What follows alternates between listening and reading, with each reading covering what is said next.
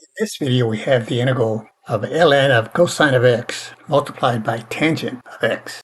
And don't get carried away with this one. Tangent of x, of course, is sine over cosine. But I would just leave it the way it is. And it is not integration by parts.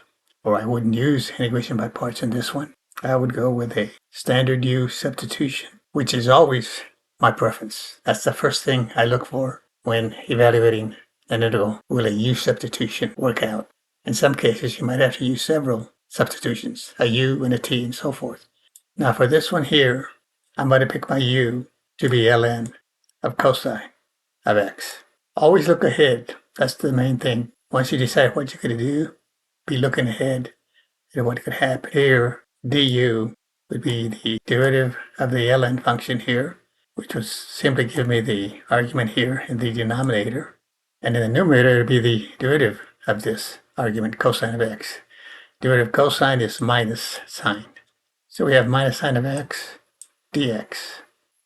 And then I'm going to multiply both sides of this by a negative. That'll make this a positive on this side. Put the negative over here. So I'm going to have minus du. And of course, you should know your trig identities here. Sine of x over cosine of x, that's tangent of x. And this will be dx. So we have to transform this integral then into one involving the variable u. So right here, the tangent of x dx can be replaced by a minus du. And of course, ln of cosine of x, that's your u. Got a u here then. And again, tangent of x dx will be minus du. I'll put the minus sign in front. This will be du here. Couldn't be any easier. Integrate with respect to u, we add 1 here to the exponent, get a 2, and divide by 2 plus the constant of integration. And then we go back to the original variable here. So the u will be the ln of cosine of x. And you got the square here, and that's over 2. And you got the minus on front, and then it's plus the constant of integration. And if you have time just to practice your derivatives, I would go ahead and take the derivative of this expression and see if you can get the integrand here. So just for the heck of it, this is the video ready. This is the answer.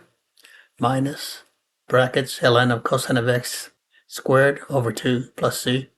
But if we wanted to check it, we take the derivative of this by going, this 2 comes out to the front. It cancels that 2 there. Still got the minus there. And then again, chain rule, we have to take the derivative of what's in the brackets there. So derivative of ln of cosine of x down here. That's the derivative of the cosine. That's minus sine. And of course, I still have this here, ln cosine of x.